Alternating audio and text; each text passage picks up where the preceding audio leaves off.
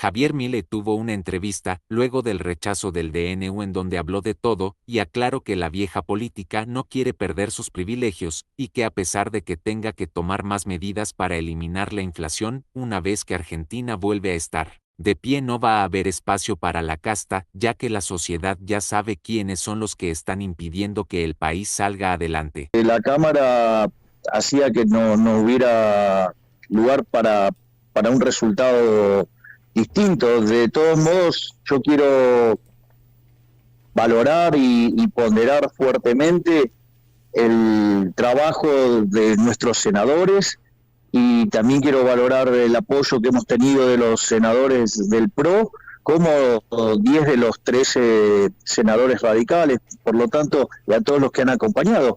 Pensá que nosotros somos en dicha Cámara 7 senadores y conseguimos 25 votos.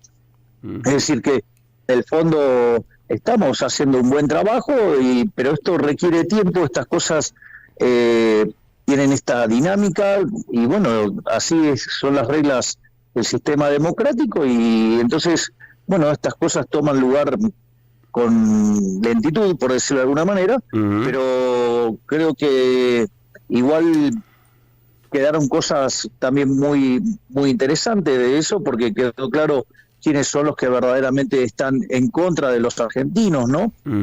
Porque la realidad es que si vos te fijás, prácticamente no se han rechazado en la historia reciente de DNU, salvo algunos que se los rechazaron a Macri,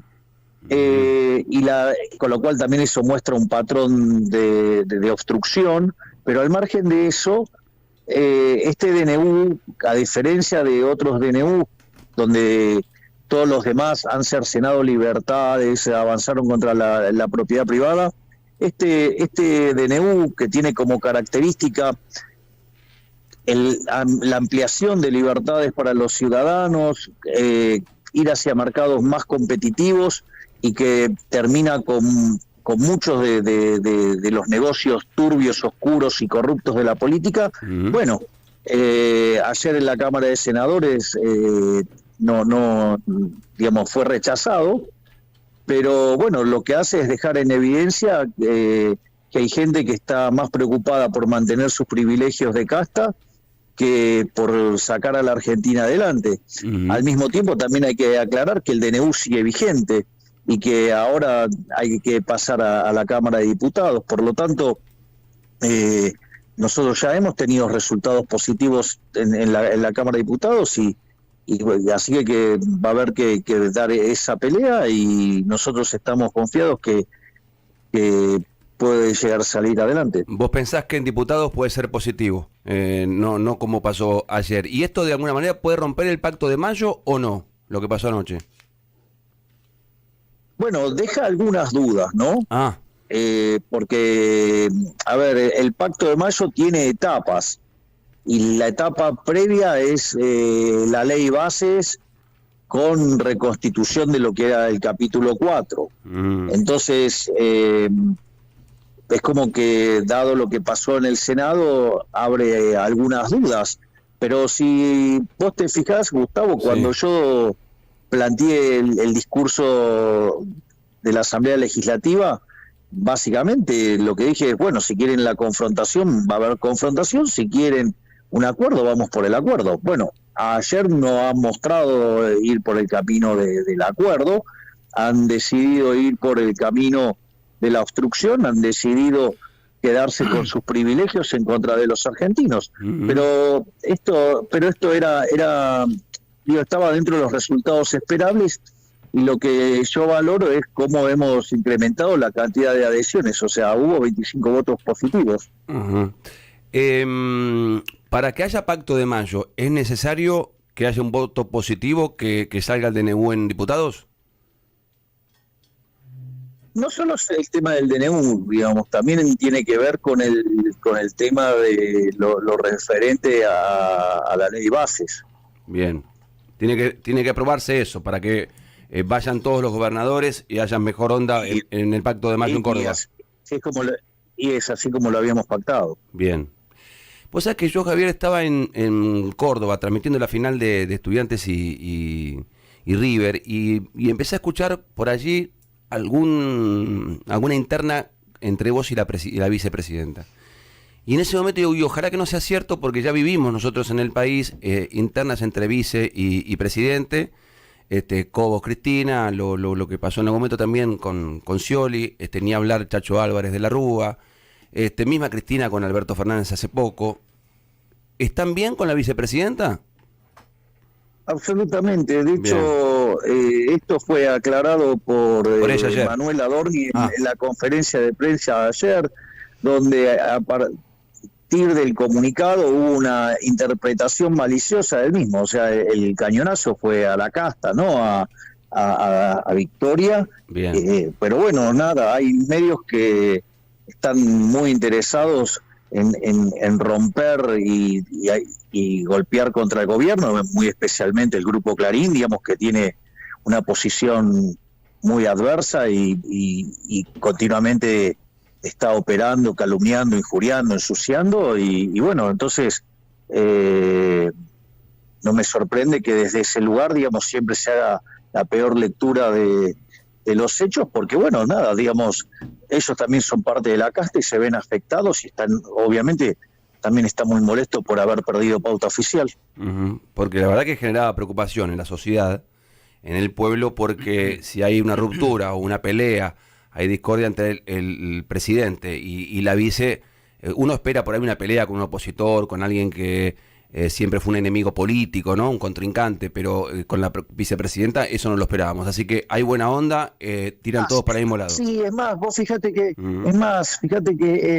estuvo también muy lindo el video que grabó ella. A mí me pareció, donde además ella también manifiesta que nosotros, digo, y deja claro esto, ¿no? Digo, nosotros siempre supimos que esta tarea no iba a ser fácil, y que esto no venimos haciéndolo hace 2 días, nosotros hace años que estamos dando esta pelea, así que te imaginarás que esto no, digamos, aparte por una situación donde vos sabés que hay una situación absolutamente desbalanceada en el Senado, entonces yo, digamos, en ese sentido, lo que pasa es que hay mucho de lo que se llama la falacia del nirvana.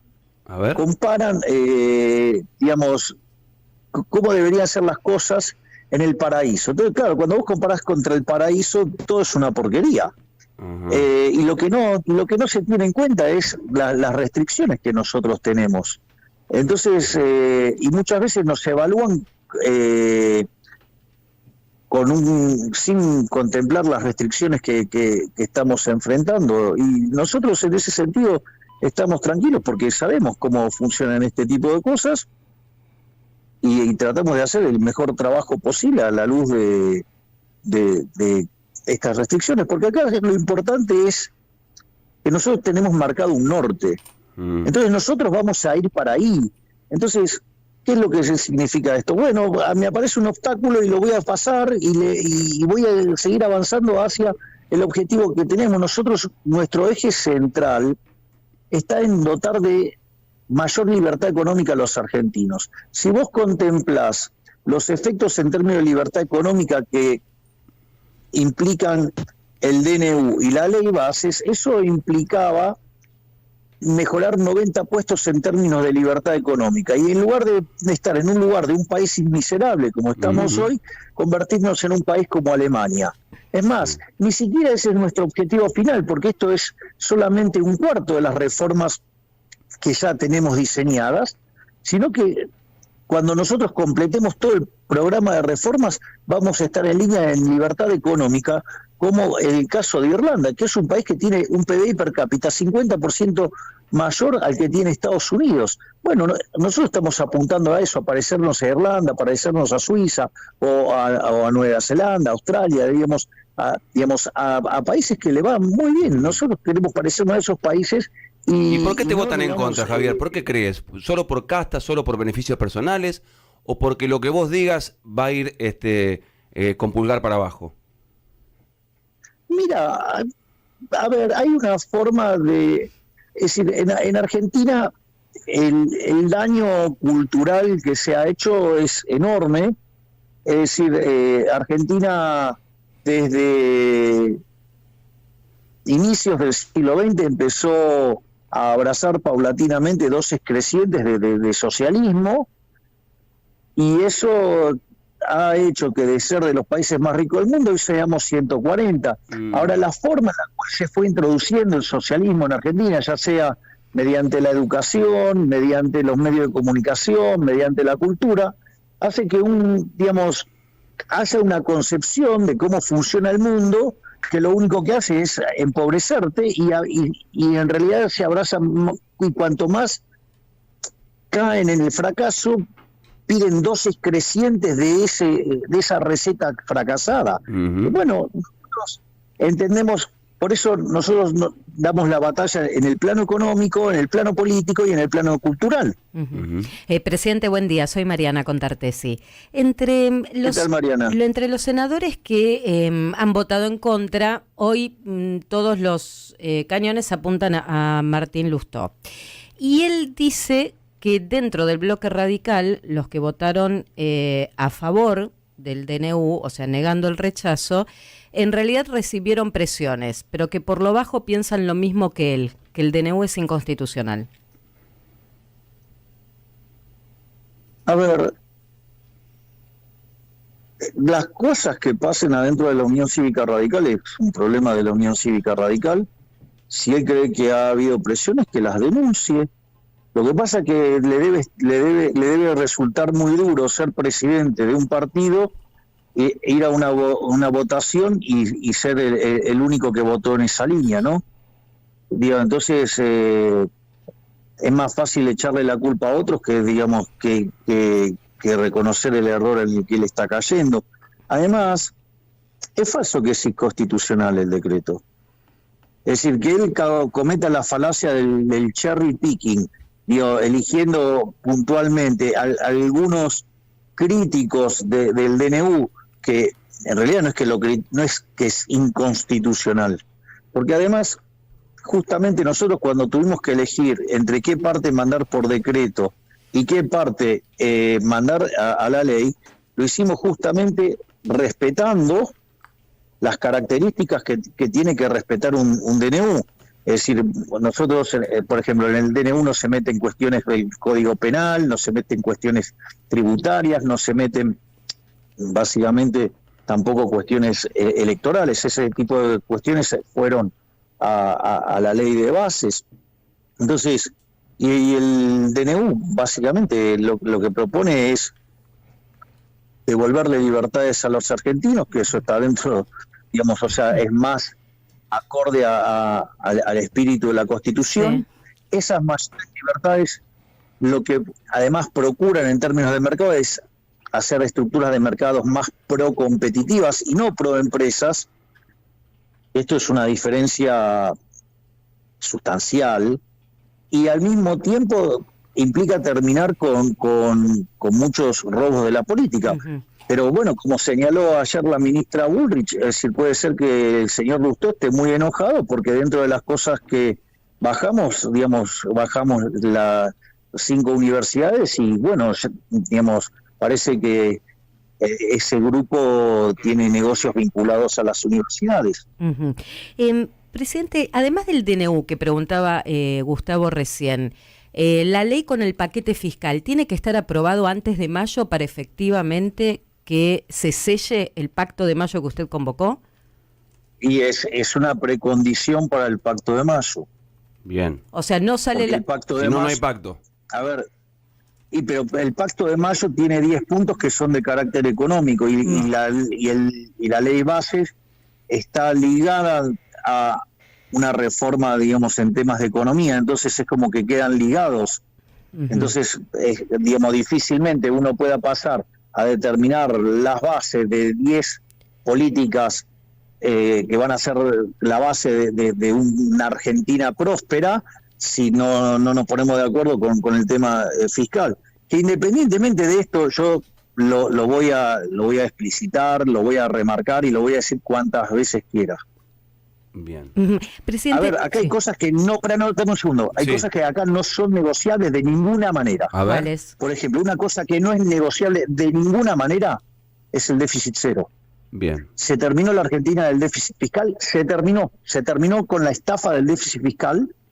O sea, el déficit cero es una política inamovible, es decir, yo estoy atado al palo mayor como Ulises, y digamos, y mis laderos le tiran tiros a las sirenas que nos quieren hacer chocar contra las piedras. O sea, el déficit cero es inamovible. La otra cosa que tampoco, digamos, la vamos a modificar es lo que tiene que ver con el saneamiento del Banco Central.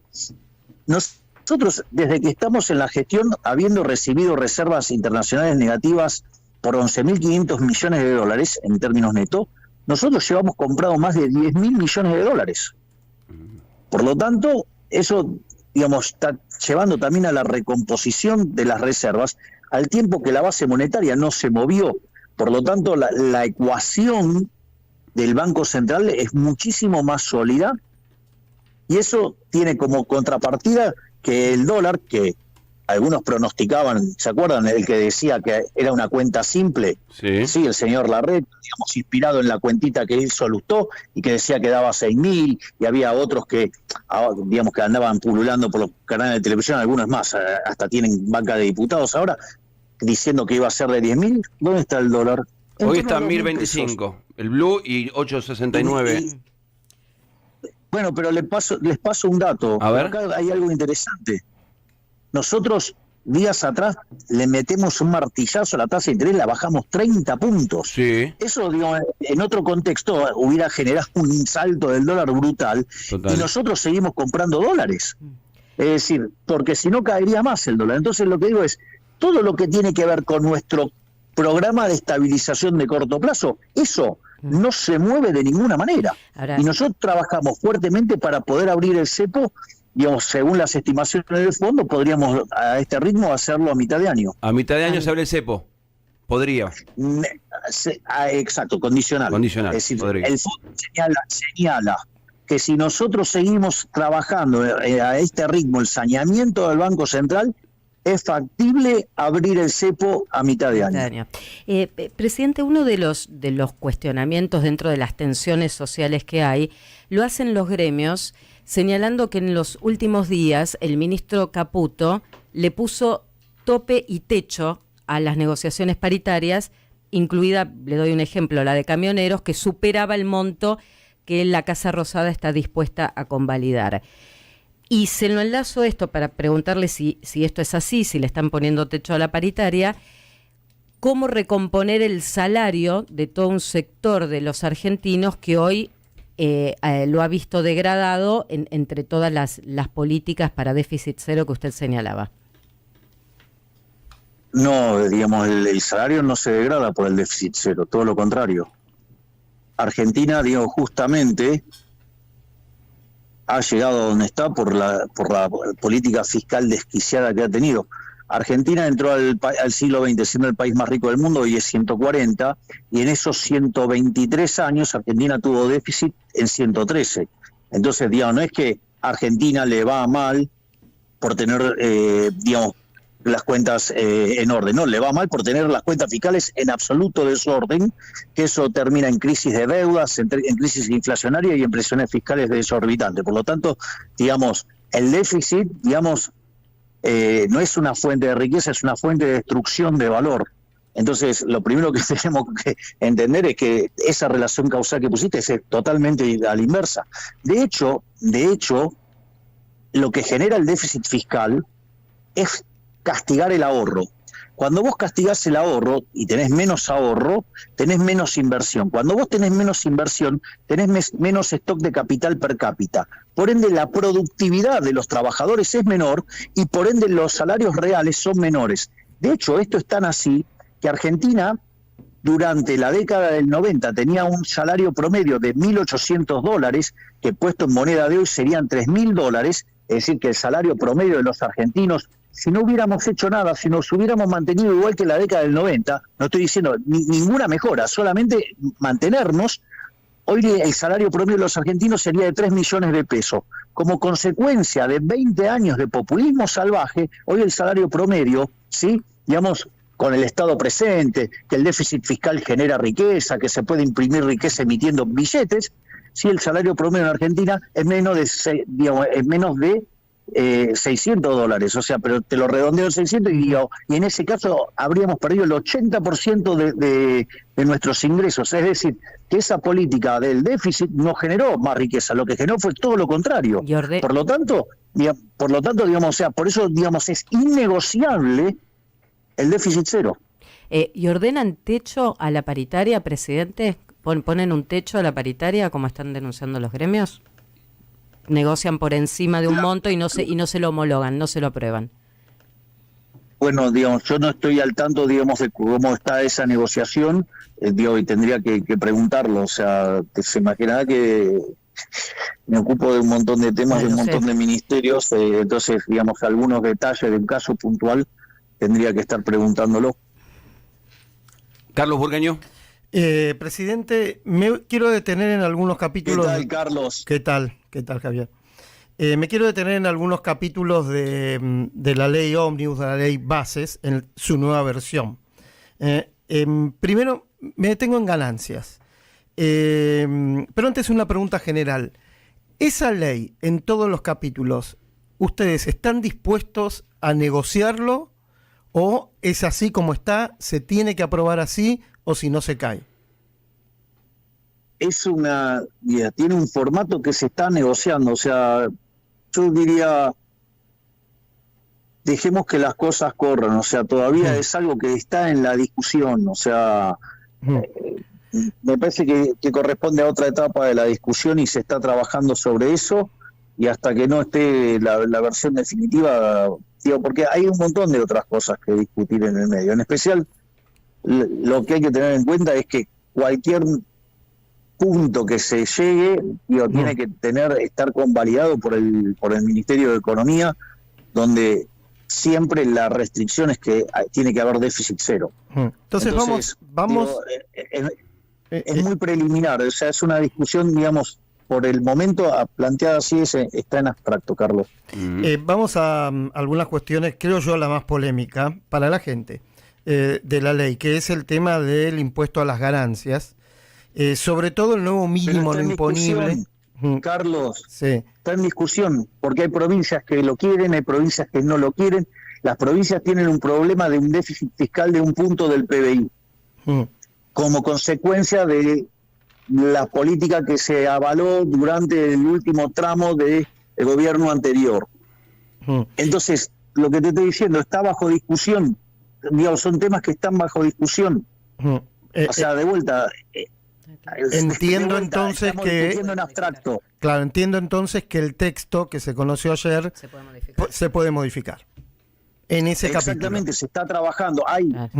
Hay una primera aproximación y a partir de ahí, se empieza a trabajar, porque de vuelta no es lo mismo la situación de las provincias del norte que las provincias del sur. Entonces, en ese contexto, vos hay un tema, digamos, que tienen que hasta resolver las propias provincias.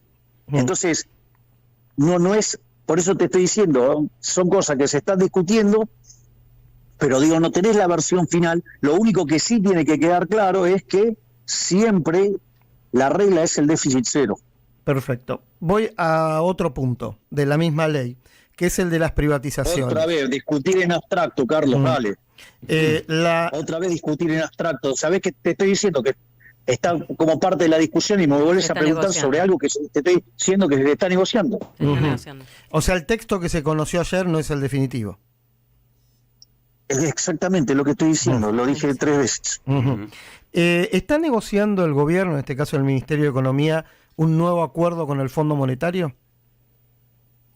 Eso está planteado sobre la mesa. Si el acuerdo tiene las condiciones que nosotros nos resultan satisfactorias, obviamente podríamos avanzar hacia un nuevo acuerdo, y la realidad es que el trabajo hecho desde nuestra gestión nos pone en una situación inmejorable, porque nosotros no solo que somos la primera vez en la historia, digamos, de un gobierno que alcanza el déficit cero en un mes de gestión en el Tesoro, sino que además cuando vos contemplás el cuasi fiscal, que era un déficit de 10 puntos del PBI, lo hemos bajado a 4, es decir, que en estos 3 meses de gestión hemos bajado el déficit fiscal en 11 puntos del PBI, 5 en el Tesoro, 6 en el Banco Central. Por lo tanto, no hay registro histórico de alguien que haya llevado una tarea de estas características, y eso nos posiciona muy fuertemente para un nuevo programa con el Fondo Monetario Internacional y con una situación muy favorable. Eventualmente, ese nuevo acuerdo con el fondo, estamos hablando en potencial, ¿podría incluir desembolsos nuevos del fondo para la Argentina? Sí, exactamente, Dios. Podría contemplar desembolsos del fondo, de otros países y de fondos de inversión que además nos permitiera avanzar hacia el sistema de competencia de monedas con peso. Me detengo en esto último.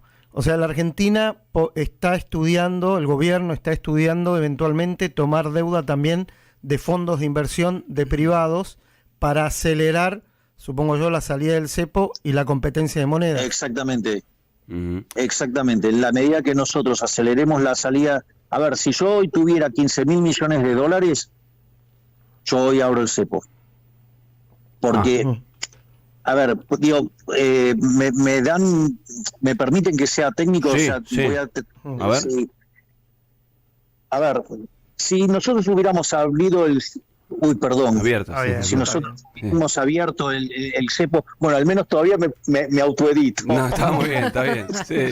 Si nosotros hubiéramos abierto el cepo a inicios de la gestión, sí. la corrida era un dato y la hiper era un dato. ¿Sí? Sí. Ahora, hoy, parados al día de hoy, nosotros tenemos que la base monetaria en términos de PBI en promedio del siglo XXI está en torno a 10% del PBI. Y hoy ese número es de 2,6% del PBI. Es un número muy bajo, es decir, la economía tiene muy poco dinero. Es decir, con lo cual no se puede generar un exceso de oferta porque, digamos, ya está muy deprimida la oferta. De hecho, el crédito en términos del PBI al sector privado, que en otros países de la región está por encima del 50, 60% del PBI, en el caso de Argentina es 4% del PBI. Y los depósitos no llegan al 14% del PBI. Es decir, que cuando uno lo mira en estos términos, pareciera que no hay motivos para pensar que hubiera chances de corrida. Por eso hay algunos analistas que consideran que habiéndose comprimido la brecha, porque en realidad para computar bien la brecha hay que contemplar el tipo de cambio que informa el Banco Central, que es cerca de 900, y le tenés que cargar el impuesto país. Si quieren, esperen que les hago la cuenta ahora, esperen. A ver, esperen que saco la calculadora. A ver. Hacemos la cuenta. A ver cuánto da. Que es 1057, 1058 si ustedes quieren. Bien. Entonces, ese es el tipo. Entonces, contra ese dólar, digamos, lo que van a ver es que no hay brecha. Entonces, hay algunos que dicen, no, bueno, entonces, digo, abrí, porque la verdad, digamos, estás comprando dólares, bajaste la tasa y aún así, digamos, la brecha no existe, entonces está en condiciones de abrir.